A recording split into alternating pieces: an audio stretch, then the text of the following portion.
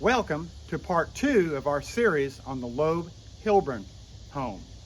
If you happen to watch part 1, you know that we had hoped that the homeowner would be with us this morning. Unfortunately, he cannot make it. Unlike Chris and me, he has to actually work for a living. And so what the plan is now is that Chris and I will take you on a nuts and bolts, bottom to the top walking tour of this historic home.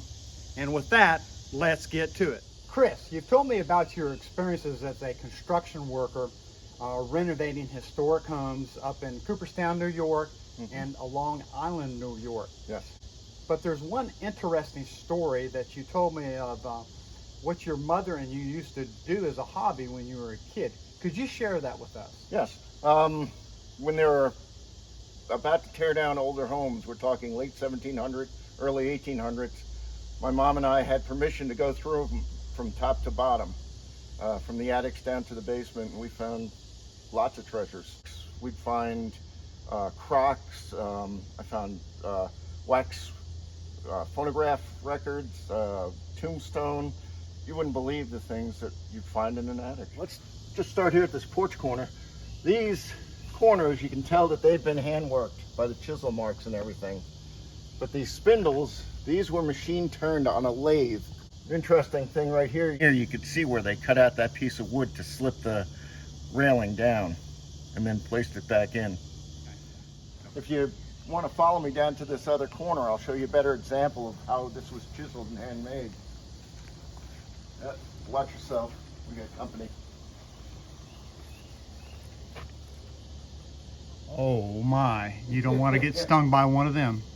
You can see right here where they drilled these out but never finished them like the others. And right here, you can see cut marks from the saw and then chisel marks where they chiseled out the wood. And this is one continuous piece all the way up to the floor of the porch up there. Another odd thing with old houses, if you look up here, the gutter system is incorporated in the roof.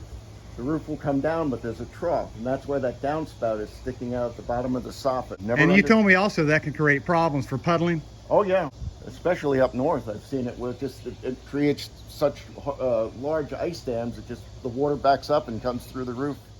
I think this might be a good time to push that make-believe pause button and check in with our local historian, Larry Beaton, to learn more about the background of the first family to occupy this historic home. Mr. Loeb was born in Germany in 1852, and at the age of 18 he immigrated to the United States, arriving at the port in New York.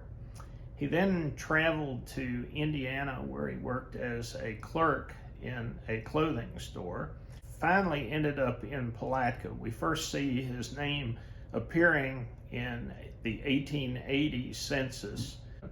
In 1883, he marries his wife, Lena, and they end up having 5 children, 4 daughters and a son. And he had his clothing business. Not only did he sell clothing, but he was also involved in making clothing. And one of the specialty items that he made was men's overalls. So here we have an example of one of the advertisements that Mr. Loeb had for his clothing business. So here we have another example. This is a rather unique way of advertising where he has a number of separate listings in the classified ads section of the 1885 newspaper. $1 white shirts, the best in the state. He proposes to sell clothing low and guarantee the goods. Mr. Loeb engaged in some political activities, eventually being mayor of Palatka for 2 years.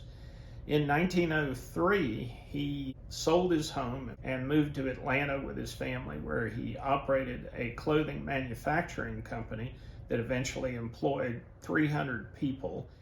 Okay, the moment y'all have been waiting for. We are finally inside the house.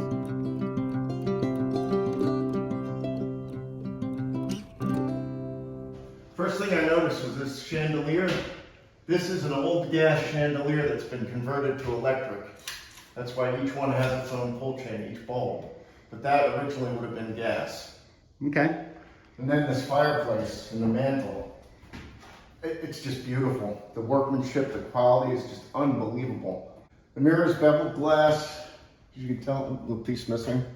But that's a sign of a very old mirror. So something else that struck me about the fireplace was the tile around it. Is that typical? Yes, it is. It's got this ornate flower pattern. If you look up here, there's faces on either side facing each other. Unbelievable. Yeah. A lot of craftsmanship went into that. Yep. Another interesting feature in the chandelier, these little, I don't know which one to call it, chart maybe, drinking something out of. Yeah, let's see if we can get a closer look. The more you look at something, the more you see how intricate it is. Here's something that caught my eye, is this flag. This looks old. Well, something doesn't seem right about the stars there, Chris. Let me come up here. 1, 2, 3, 4, 5, 6, 7, 8. 1, 2, 3, 4, 5. 48 stars. That means this is not the exact flag, of course, but it's the flag that flew over Iwo Jima by the Marines. The reason that there's only 48 stars is because Hawaii and Alaska had not become states yet. Because this one's so close to the front door, first door on the right, I believe this was the parlor where they used to entertain guests. And this room back here, this was your living room. Two completely separate rooms. And you were pointing out something to me about, you just pushed the pocket door back to open it up. You said there would have been curtains? Well, if you look at these screw eyes across the whole top, there would have been a set of curtains there. I guess back in the day too, the women and the men Usually likely separated. Yeah. So we have another fireplace here. The tiles are different though. If you look, they're a lot lighter, different pattern, and but you still have the two women on either side. And you've got kind of, I don't know what that's, a spray of something coming out from the center of those tiles. It looks like flour, and those are this stinging. You can see where the light fixture is. That was added later. This thing in the wall right here is a shutoff for gas. When they used to have gas lighting throughout the house. And that's probably original to the home from 1886. That's original. Going into the dining room, I wanted to point out this thing. Interesting feature, that's a transom, and it opened for better airflow, let the warmer air out. Each one of them above the door is open.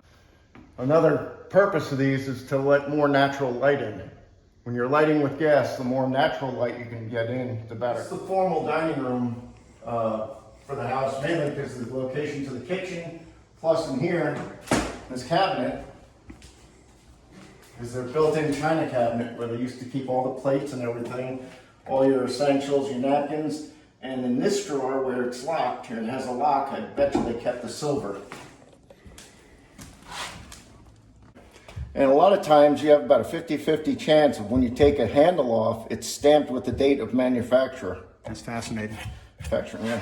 And the patent number. Dining room, they had a fireplace. This tile isn't as elaborate as the living room or the parlor. It's just simple tile. But it's original. Yeah.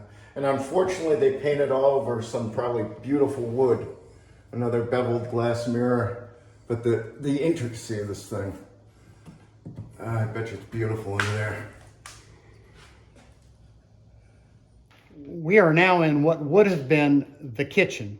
This is probably the entranceway for the help. I doubt the owners of the house came through the back door. This is a servant entrance because right through that window, it's hard to see, but we're looking at the carriage house. The stairway is the servant's entrance. It leads up to the servants' quarters. They never came down the original staircase. They would come down. One thing of interest, since this wall has been removed on this side, you can see where the plaster is oozing through the lath work. And when it dries, this is called a key. But when this key breaks or flakes off, like this piece right here, if this whole thing is gone, this is what causes the plaster to separate and loosen from the wall. So these are instrumental in the construction of a plaster wall. Okay, if you look in the plaster, I don't know if you'll be able to see it or not, but there's hair. It's called horsehair plaster. They used it to make the plaster strong. I can just barely see it. I see 3 or 4 coming through. There you go. I got it now. There's 3 or 4 sticking up, and that's just to give it a little more strength. So we're under the main stairwell going to the second floor. So we think this might be the original gas pipe, or one of the original gas pipes that's would have come into the house to run the gas lanterns and so It's like it was all came out of the one piece of wood, just beautifully done. The newel cap, the way it was probably done separately and turned, all done by hand. Even these little grooves in it, which unfortunately are filled with paint over the decades. Now, originally, this would have been varnished. You think? I guarantee. Probably shellac, actually. Shellac? Yeah, back in the day they used shellac. That's a huge piece of wood. Yes, it is.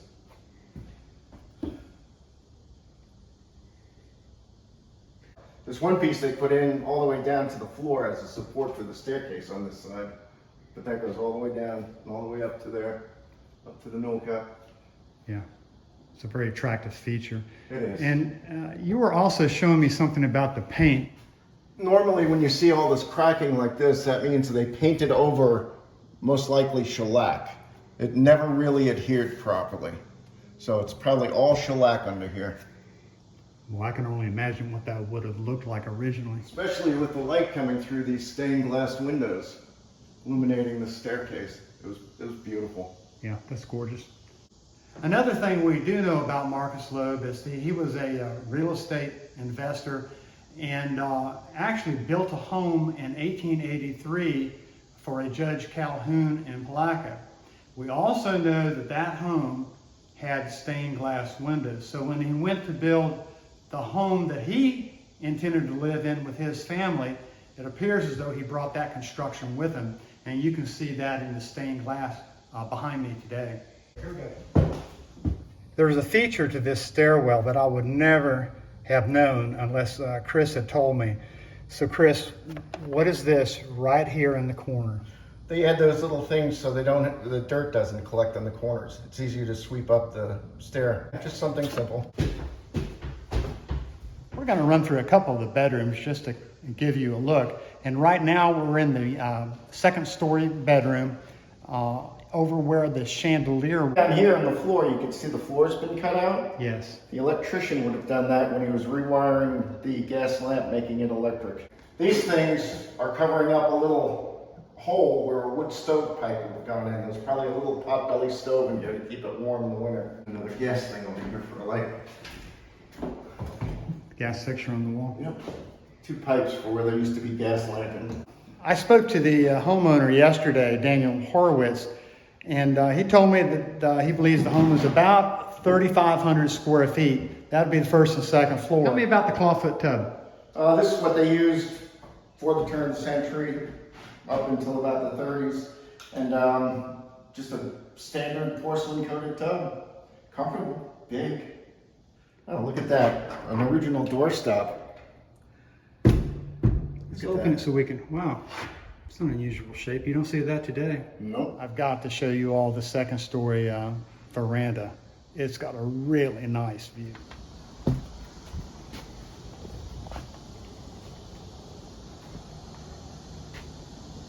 So you can easily imagine the Mr. and the Mrs. out here in the evening or perhaps early in the morning. Just a great view. And if you look really close beneath the limbs of that cedar tree, you can see the carriage steps where they would have disembarked from the horse and carriage, walked those steps to the front door, and then the servants would have taken the horse and carriage back around to the carriage house. Well, we're working our way up, up, up. Now we're going to go up to the attic. This is the tricky part here because the stairwell is very narrow. Older farmhouse, this is your typical staircase. Very steep, very thin. I've seen many of them. Even on the lower floors? Going from the first to the second floor, I've seen them like this. All right, well, let's go have a look. You go first. I'm the one who's got the camera. And you told me you once as a fireman had to carry a guy who weighed how much down a set of stairs like these? 6'6", 350 pounds. Oh my gosh. 2 people carrying them. And everything, and the louvers have been added, I'd imagine, probably when they put in the big exhaust fan, because over here are your original windows. They used to open and close. Wow, they look original too. Oh yeah, they've seen some weather. Look at the framing. Yep. The most noticeable and unusual feature of this attic is this chimney that's bent. Well, the chimney came up at a certain point, but then they realized they couldn't put it up through the flat roof, so they had to just step it over, so it went through the hip roof. Amazing. Yep. So they just moved it over a few inches. Downstairs was a little bit cooler. Yeah, you're a brave man for walking in front of me. Another unusual feature, and Chris, you think this is 30s, 40s? Yeah. These are electric switches, but look. You don't see that today at Lowe's.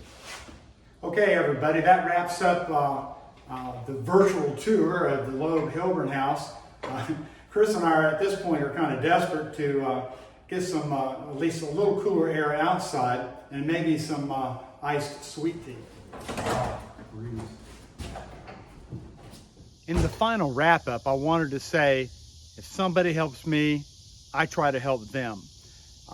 Without the help and generosity of Daniel Horowitz, part 1 and part 2 of the Loeb-Hilburn home would never have been able to be filmed. With that said, Daniel Horowitz owns a painting company and he works throughout Northeast Florida. He has a stellar reputation, which I can testify to through personal experience. One reason he enjoys such a good reputation is that he only has one crew. So where his men go, he goes. And with that, I thank you for watching, and I'll have another video up in a couple of weeks. Adios.